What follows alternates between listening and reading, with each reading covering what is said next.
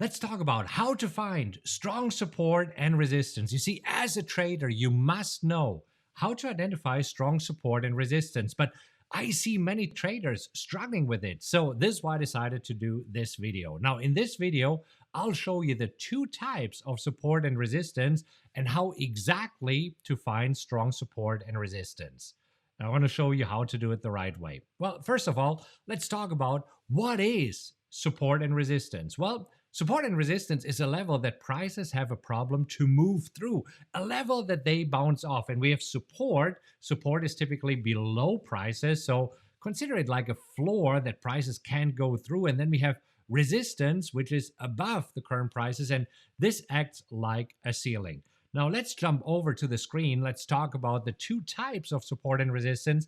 And then I want to show you several examples on how to find them the right way. So first of all, the two types. Number one, you have static support and resistance. And number two, you have dynamic support and resistance. And I'll explain in a moment what that means.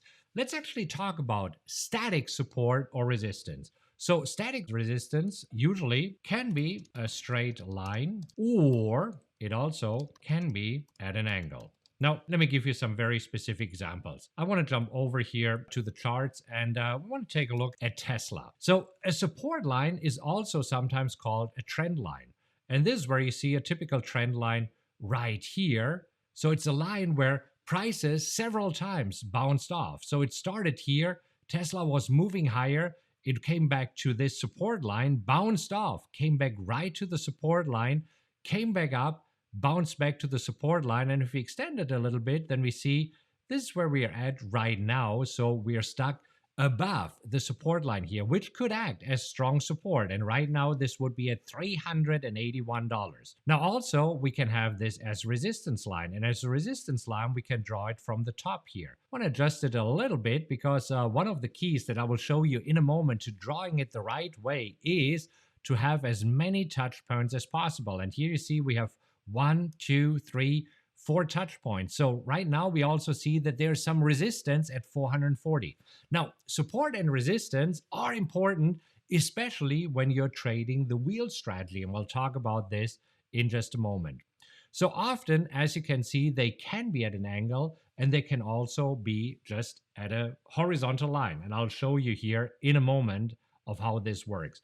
But let's talk about the 3 steps, how to find strong support and resistance. So the first thing, super important, you gotta zoom out. I mean, don't be too narrow-minded. So in our example here of Tesla, as you can see, I'm going back until May 2020. So I'm going back several months. Right now it is October.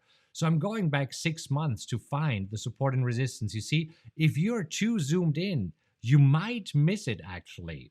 So this is very super important. You got to make sure that you have enough data points.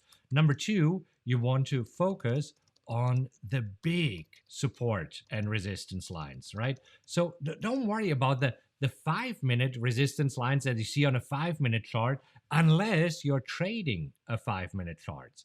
And so number 3 is the more touches, the stronger the support or resistance. Now let me show you an example of a stock that I traded actually today. So let's go walk over there and let's actually take a look at Win. You see, you want to make sure that you're zooming out enough. And here's what I saw in Win today. I saw that there is some important support at 68.50, probably at 69. So as you zoom in a little bit, you see that this is a line where prices have touched it several times. So it happened in April. It happened, not quite here, but then again in June. It happened in July. It happened in August. And it just recently also happened in September. So this here seems to be a strong support line here. Now, this is why I say that you got to zoom out a little bit. If you're zooming in too much, you might not see it. You see, if you're zooming in, you might not necessarily see that there's a strong support line. So very important, zoom out so that you see it. Then you can also draw a resistance line if you want to. And a resistance line for me would be right here. So this is where I see some resistance because it happened that we had resistance right here in April. Then yes, we pierced through, But again, right here in July, in August, and again in August, and then also in September, we touched this resistance line. So it seems that right now, Win is somewhat stuck between 68.50 and this here is around $90. Now, before we talk about dynamic lines, is this making sense thus far?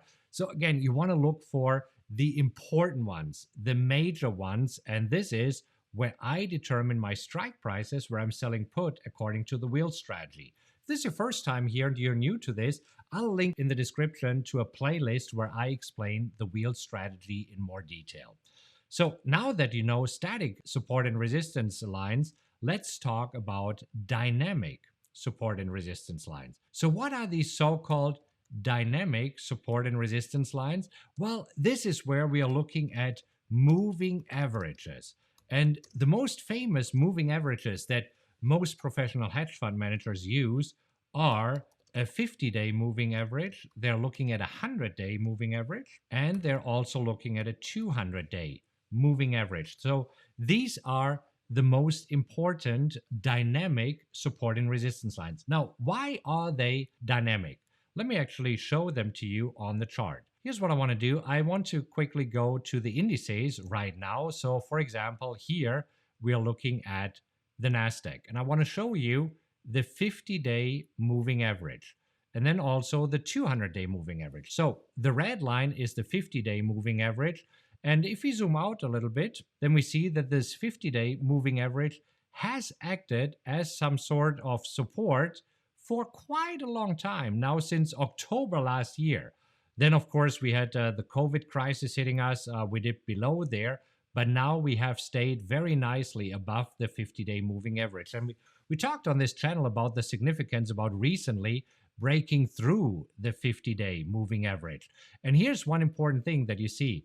What acted as previous support often acts as resistance. So as you can see, after we broke the support line, this support line now acted as resistance. And now we have broken through. And as you can see, now that we are above the 50-day moving average, it acts as support again. Now then, obviously, we also know the 200-day moving average. And if you look at the other indices like the S&P 500 and zoom out a little bit here, you know how important the 200-day moving average is, especially when looking for stocks. This is when you're looking at longer term trends. Now, here's something that I want to show you. I actually want to bring up IBM here.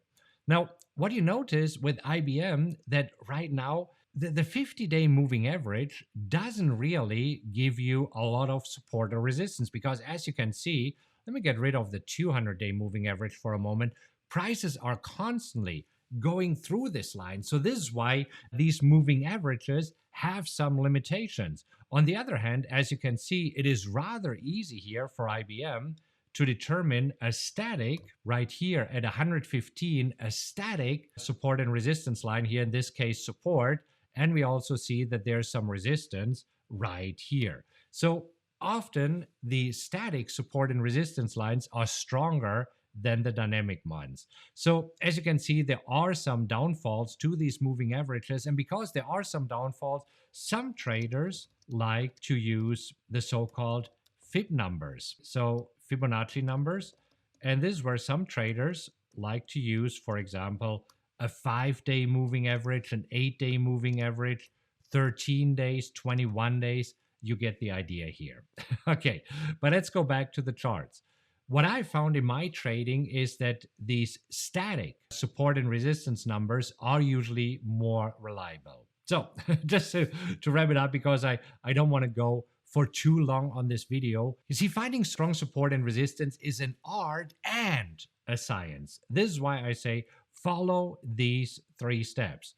You got to zoom out. You got to focus on the big support and resistance. And what does it mean? If you're not quite sure, is this support or resistance, then don't draw it. It probably is not. And again, the more touches, the stronger the support and the resistance. And you know what? The best way to learn how to draw them is to practice it. Anyhow, does this help? Does this give you a little bit better idea about support and resistance lines and the 2 major types here? And if so, and you enjoyed this video, please do me a favor and click on like right now. And if If you would like to see more videos like this, then click on the subscribe button and hit the little bell that comes up, because this way you get notified whenever I release a new video. Also, make sure that you share this video, and I'll see you in the next one that hopefully pop up on the screen here right now.